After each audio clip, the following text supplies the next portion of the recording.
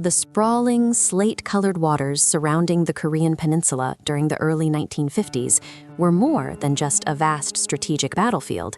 They were a theater of chilling indifference, a cold, mutable expanse where the rules of conventional warfare often dissolved into the sheer brutality of nature and the suffocating demands of Cold War secrecy. The air hung perpetually heavy with the metallic tang of diesel fuel, the sharp bite of salt spray, and the underlying tension that hummed through the steel hulls of the American naval fleet. Patrols were monotonous yet fraught, endless circuits through water that, depending on the longitude, could swiftly transform from a choppy, manageable gray to a mountainous, murderous blue-green chaos. It is into this harsh, unforgiving environment that the American Navy dispatched its destroyers, the sleek, fast, and heavily armed greyhounds of the fleet. These vessels, designed for speed and vigilance, carried not only the weight of their 5-inch guns and their complex radar systems, but the lives of hundreds of young men. Yet, for 5 specific destroyers, the ocean proved to be an insatiable, final antagonist. Their disappearances were cataloged quickly and efficiently as operational losses, essential casualties of a grinding conflict. But the stories that leaked out, the fragments of radio chatter, the conflicting chart coordinates, the unnerving silence that followed the loss of contact, transformed these operational summaries into deeply entrenched Cold War enigmas, their truth veiled in layers of mandated military secrecy. To understand these mysteries, one must first appreciate the texture of the Yellow Sea and the Sea of Japan in winter. The water is not warm, inviting blue, but a churning, viscous black, capable of stealing the heat from a man's body in mere minutes. The waves carry a specific, heavy sound when they crash against steel, a dull, rhythmic percussion that served as the constant soundtrack to fear. It is against this backdrop of persistent cold and ceaseless movement that we examine the first and perhaps most terrifying loss, the terminal fate of the USS Perseus. The USS Perseus, DD-809, a Gearing-class destroyer known for its robust construction and advanced anti-submarine capabilities, was assigned a crucial patrol off the eastern coast in the unforgiving Yellow Sea sector. The specific mission involved perimeter screening and the hazardous duty of supporting minesweeping operations, a task that required extreme precision and constant alertness in an area known to be riddled with newly laid ordnance by North Korean forces. The date was a biting late autumn night, the sky a dense blanket of bruised purple and charcoal gray that offered no contrast to the dark water below. Official reports, sealed and vetted within weeks of the incident, cited the Perseus's loss simply and definitively: contact with floating mine, extensive hull breach, immediate sinking. It was a tragic, yet tactically understandable misfortune of war. The paperwork detailed the predictable consequences of operating in contaminated waters. The Perseus was gone, lost to the silent, waiting explosive devices beneath the waves. However, the reality, as recounted years later in hushed tones by the surviving crew members from the nearby escort vessels, primarily the smaller patrol frigate USS Styx and the minesweeper USS Nereus, painted a far stranger, more chilling picture. The ships were arrayed in a loose, protective formation, their crews scanning the horizon not for enemy surface contacts, but for the subtle ripple that might betray a submerged threat. Visibility was poor, hampered by a persistent, heavy drizzle that coated the metal decks in a treacherous film. Around 03:15 hours, according to the log of the USS Styx, the radio silence was shattered, not by the catastrophic sounds of an internal explosion, but by a swift, blinding visual phenomenon.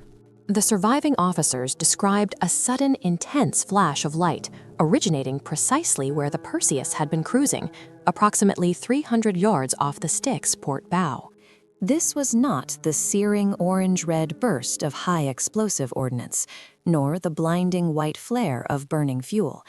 It was, terrifyingly, an intense, unnatural green light. Ensign Thomas Vout, then a 21-year-old watch officer on the Styx, later recounted the event with visceral detail, decades after the mandatory non-disclosure period expired. It was like the sea swallowed 1 billion volts of electricity, he described. The light was the color of deep emeralds, but it pulsed with a terrible intensity. It didn't illuminate the ship, it seemed to engulf it, turning the rigging and the smokestacks into sharp, momentary silhouettes. The flash lasted, observers estimated, no more than 3 or 4 seconds. But the crucial detail was that the green light preceded, rather than followed, the sound of structural failure. When the light vanished, the Perseus did not immediately explode or buckle. It simply ceased to exist as a functional entity. The only sound that followed was a muffled, deep thrum that traveled through the water itself, felt more in the soles of the sailors' boots than heard by their ears. Then, absolute radio silence. By the time the Styx and Nereus could alter course and sweep the area, an agonizing 5 minutes later, the Perseus was gone. Where a massive steel destroyer had been moments before, there was only a rapidly spreading slick of heavy black oil, its surface dotted with small, broken fragments of equipment that seemed unnaturally distorted, as if subjected to immense, instantaneous heat or pressure.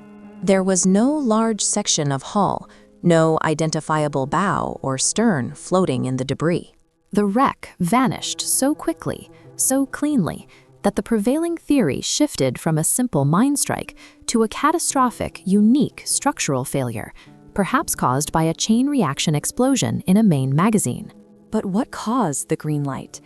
Early theories suggested a massive electrical overload, perhaps a short in the magazine that triggered a unique type of secondary explosion involving unusual chemical components. The spectroscope zeroed in on the emerald trace, revealing where the midnight waters claimed the wreckage. The official cause of the USS Perseus's demise was now recorded. The captain bore the silent, singular weight of its oppressive secrecy. Under the cold moon, the vast ocean offered only blackness, yet the water remembered the brief, vivid emerald thread. Engulfed by the dense white fog, the massive cliffs of the strait reduced the destroyer to a silent, lonely ghost navigating the cold expanse. Alert personnel maintain a tight watch from the deck of the USS Hydra, their focus unbroken despite the relentless glare of the midday sun. The impossible wall arrived in seconds, instantly reducing the clear blue sea to a deafening white void. The blip was gone. Only static remained where the Hydra should have been. Searchlights cut the pre-dawn mist as the massive cruiser aggressively plows through the choppy water. The urgent search must continue until dawn breaks. Adrift and listing heavily to starboard, the USS Hydra appeared intact but utterly lifeless, a desolate sentinel surrendered to the cold, open sea. Their brief, shared relief shattered the moment the distant object resolved, replaced by the confusion and cold, profound dread of an impossible sighting. The unrelenting sun reveals imperfection imperfection and storm-bent railing on the Hydra, scars earned not from shellfire, but from the brutal weight of the sea.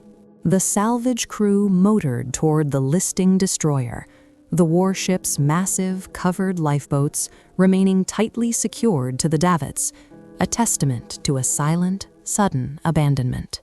The only sound of time passing is the cold sea patiently grinding against the barnacle-flecked armor of the listing hull. With the USS Hydra frozen at a perilous angle, every foothold on the soaked deck became a desperate gamble for the boarding officer. The sprawling, vacant bridge waited silently. Only dust and cold sunlight remained at the abandoned helm. The meal waited, half-eaten, a cold and congealed testament to the sudden, urgent pull that cleared the mess hall deck. The chairs were pushed in, The plates were gone, and the unnerving lack of disorder told the investigator this wasn't a crime of passion, it was a planned disappearance. The faint, steady hum of the vintage HF radio cuts through the silence, its small green eyes watching the darkness. All eyes are drawn to the crisp paper, the crucial 14 o'clock weather report, held fast beneath a cloud of shimmering dust motes suspended in the light. The pencil stopped dead mid-route. The next crucial bearing hangs unplotted, waiting for the navigator's command. A gloved finger points to the final terminated entry, formally closing the ship's official log. The captain's careful notation breaks off with a dash, a sudden silence frozen on the crisp paper. The ship's history pauses here, etched in the sudden silence of an unfinished word. Puzzled, the investigators confirmed the grim irony. The Hydra's lifeboats were untouched, the ropes securing them taut and uncut.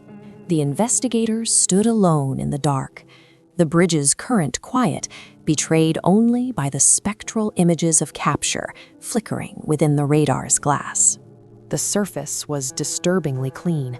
The investigator's hand found nothing, no shattered glass, no marks of a desperate struggle. The prevailing theory among the officers involved in the recovery, whispered far away from the official inquiry, centered on the dense, smothering sea mist that often plagues those coastal regions. They speculated on some form of mass hallucination or exposure to an unknown, quickly acting toxin that caused the crew to calmly abandon their posts and walk off the deck into the cold water, lured by the blinding, isolating gray haze. However, there were no known atmospheric conditions or chemical agents capable of rendering an entire, highly trained naval crew collectively compliant and silent in their own demise. The official conclusion, categorized under extreme psychological disorientation during adverse weather, satisfied no one.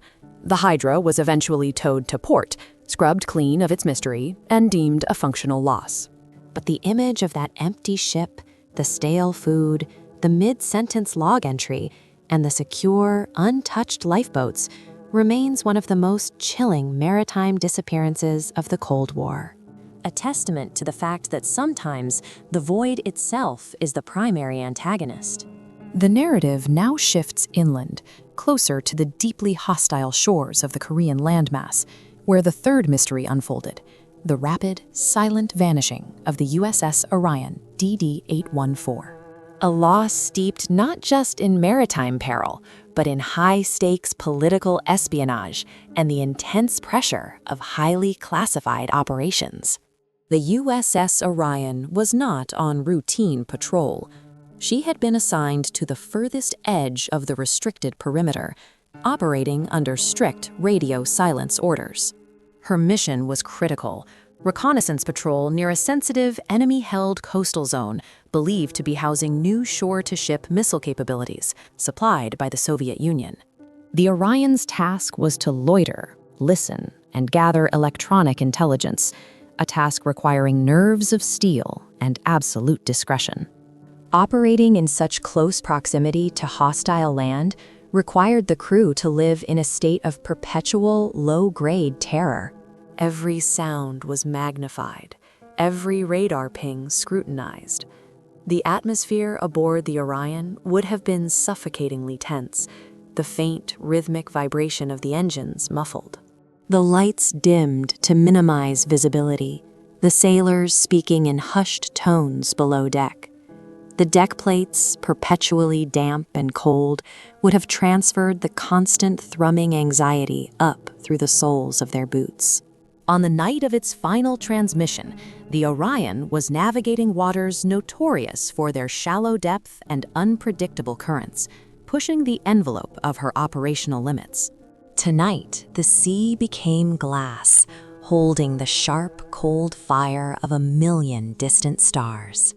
The last communication from the Orion was not a full report, but a fragmented, urgent burst transmitted outside the designated scheduled time, a clear indication that the situation had turned critical far faster than anticipated. The radio operator on a monitoring vessel, the USS Phoenix, logged the transmission at 0158 hours. It was garbled, crackling with static, yet the core message sliced through the noise with frightening clarity. The officer of the watch on the Orion was heard, his voice clipped and strained, speaking in short, technical bursts intended only for intelligence specialists. "Phoenix, this is Orion. We have unusual surface contacts, high-velocity closing rate, non-standard radar signatures, estimating 3, possibly 4 vectors, contacts closing fast." They are maneuvering too quickly, preparing for immediate engagement. Blackout commencing. The transmission cut off abruptly. It didn't fade or distort. It simply stopped, as if the power source had been instantaneously severed. The listening post on the Phoenix immediately attempted to raise the Orion, sending priority signals and flares into the ether. Silence. Absolute, impenetrable radio blackout. The command was thrown into chaos. An immediate general alarm was sounded, and a rapid response group was dispatched to the last known coordinates, a location barely 20 miles from the enemy shoreline. The response took time, however, and by dawn, when the search vessels arrived, the area was deserted. The sun rose over a smooth, empty expanse of water, reflecting a cold, indifferent blue. The subsequent investigation immediately generated 2 powerful, contradictory narratives. The first, and officially sanctioned position, was that the Orion had suffered a severe mechanical failure, a massive explosion in the engine room or magazine, resulting in immediate sinking before the crew could relay a full distress signal. The fragmented transmission was deemed an artifact of panic, misinterpreted in the heat of the moment. This narrative allowed the Navy to categorize the loss as an accident, protecting the security classification of the original mission. The second narrative, however, took root in the intelligence community and among the surviving personnel of the monitoring ships. It centered on the peculiar nature of the transmission, non-standard radar signatures. This language strongly implied that the Orion had been intercepted, not by conventional North Korean coastal patrol boats, but by highly advanced, swift vessels, possibly Soviet-operated or experimental craft, designed specifically to overwhelm a destroyer before it could react. The persistent rumors generated by this incident suggested that the USS Orion had not sunk, but had been captured. The proximity to hostile territory, the highly sensitive nature of its reconnaissance, and the sheer speed of its vanishing act fueled theories that the vessel had been quickly disabled, perhaps by a specialized high-speed craft using advanced weaponry, or crippling technical countermeasures, and towed swiftly into a secure port for political and intelligence exploitation. If the ship was captured, the implications for the United States were disastrous. Not only would they lose the vessel and crew, but all the intelligence gathering equipment and the classified protocols aboard would fall into enemy hands. Such a catastrophic intelligence failure, occurring during the tense build-up of the Cold War, would necessitate total, immediate expungement from all published documentation. When analysts pressed for technical details regarding the non-standard signatures, all files were met with the heavy, bureaucratic slam of classification stamps. The few available documents describing the Orion's final moments were thin, evasive, and seemed deliberately manufactured to lead away from the possibility of hostile interception. The precise coordinates of the supposed accident site were even shifted on official records, moving the lost zone further out to sea, away from the enemy coast. The story of the Orion, therefore, is not just a story of a lost ship, but a study in silence.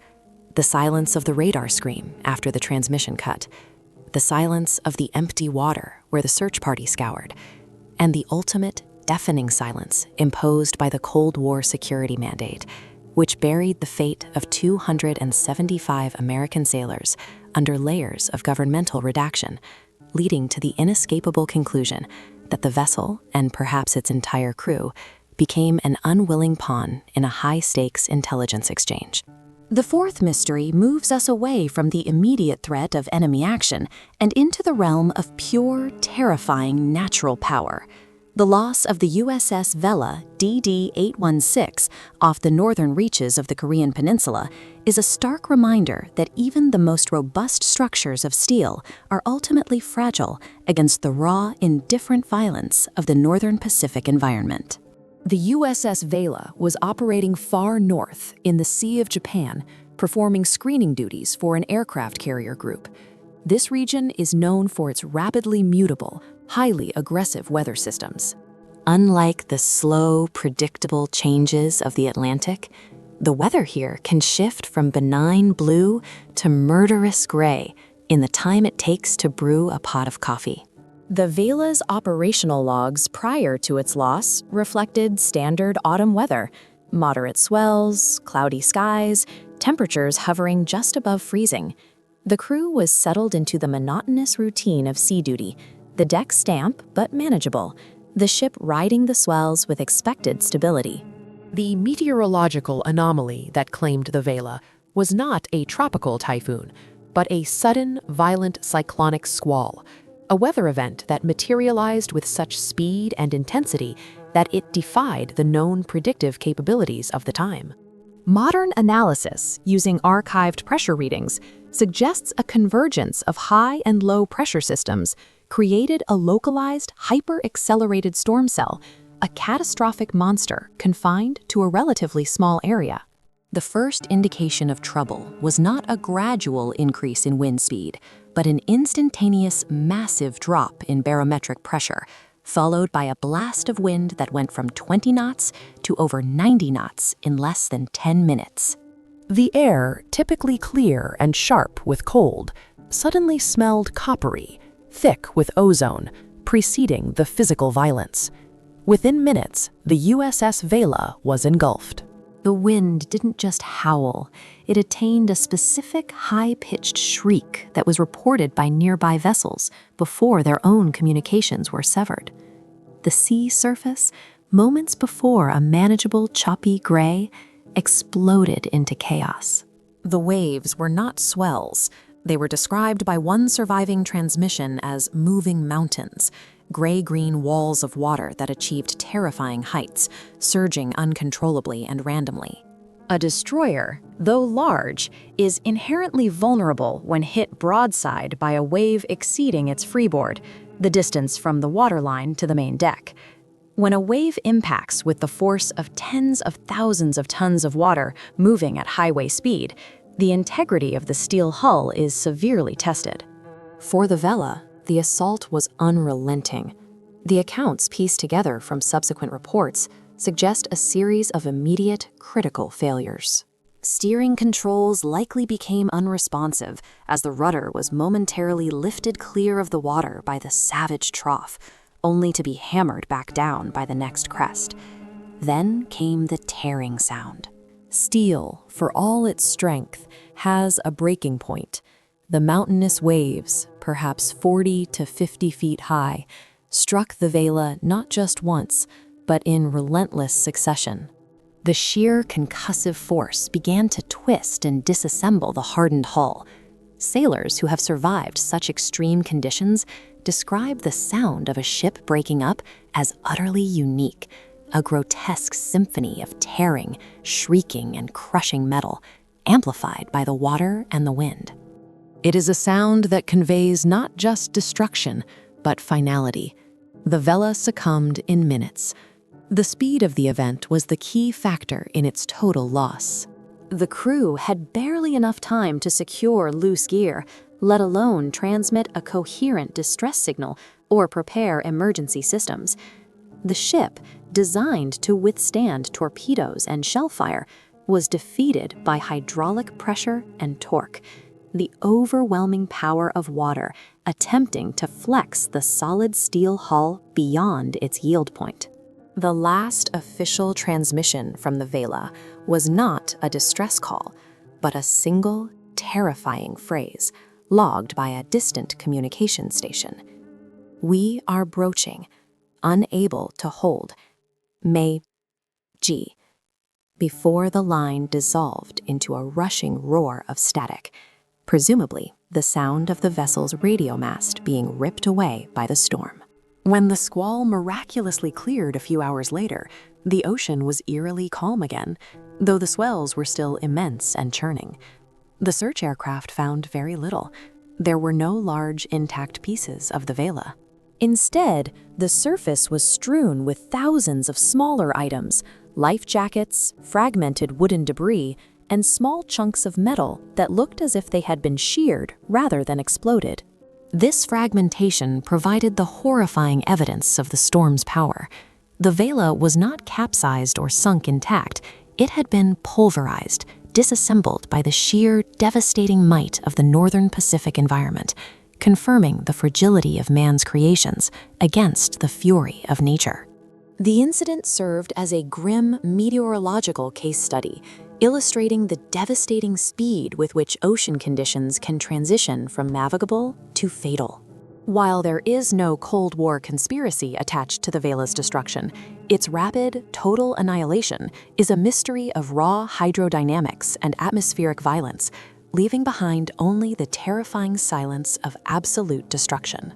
Finally, we arrive at the enduring puzzle of the USS Ares, DD-818, a loss that embodies the chilling political calculus of the Cold War, where the truth of combat loss was often deemed less important than maintaining strict geopolitical appearances. Officially, the USS Ares was logged as loss due to navigational miscalculation during rough weather. The narrative offered was simple. The vessel strayed too close to shallow coastal waters during a severe storm, ran aground, and was subsequently broken up by high surf before a rescue could be mounted. It was a failure of seamanship. Tragic, but understandable. This explanation neatly placed the blame on the vessel's command and absolved the higher operational command of any accountability. However, the historical evidence collected decades later by independent researchers reveals contradictions that place the Ares not merely near shallow water, but dangerously close to a highly sensitive, restricted patrol zone, an area known to be heavily saturated with friendly surface and subsurface assets, operating under extreme secrecy due to impending offensive maneuvers. This zone was under a strict, mandated no-fly, no-sail order for non-designated ships. The weather on the night of the loss, while rough, was not paralyzing. The log entries of nearby Allied vessels confirm high winds and heavy chop, but nothing approaching the catastrophic cyclonic squall that claimed the Vela. The Ares was a capable ship, well-maintained, and its commander, Captain James Hollister, possessed a reputation for meticulous, conservative navigation. The idea that he made a fundamental, rookie error of straying miles off course in moderate weather defied the testimony of every officer who had served with him. The critical, contradictory evidence came in the form of fragmented, anonymized testimony from sonar and radar operators on 3 separate, non-involved American vessels operating within a 40-mile radius. Their reports, initially filed but later heavily suppressed, spoke not of the Ares running aground, but of a brief, intense, and contained exchange of fire that occurred minutes before the Ares dropped off the tracking grid. One sonar technician, identified only as Source M, reported detecting the distinct acoustic signature of high-velocity incoming ordnance, not from shore, but from the open water quadrant, followed closely by the sound of the Ares' own main batteries returning fire. The sequence lasted less than 30 seconds, then silence. This testimony fuels the unavoidable theory of catastrophic friendly fire, or worse, fatal misidentification, covered meticulously by strict Cold War mandates. The restricted patrol zone was a labyrinth of submerged American submarines and surface destroyers, operating under extreme radio silence to maintain tactical surprise. In the tense, high-pressure environment of the early 1950s, where every unidentified contact was immediately presumed hostile, a slight malfunction in the Ares Identification Friend or Foe, or IFF, transponder, or a simple human error in reading the cryptic tactical cipher could have led a neighboring friendly vessel to identify the Ares as a priority threat. Imagine the scene: a dark night, high spray obscuring visibility, a nervous young officer on a neighboring destroyer spotting a blip on the radar screen entering a forbidden zone. The blip is moving fast, perhaps momentarily shielded by the swells from confirming its IFF signature. A split-second decision is made in the Cold Windowless Combat Information Center, CIC. Target acquisition is fast, automated. The order is given.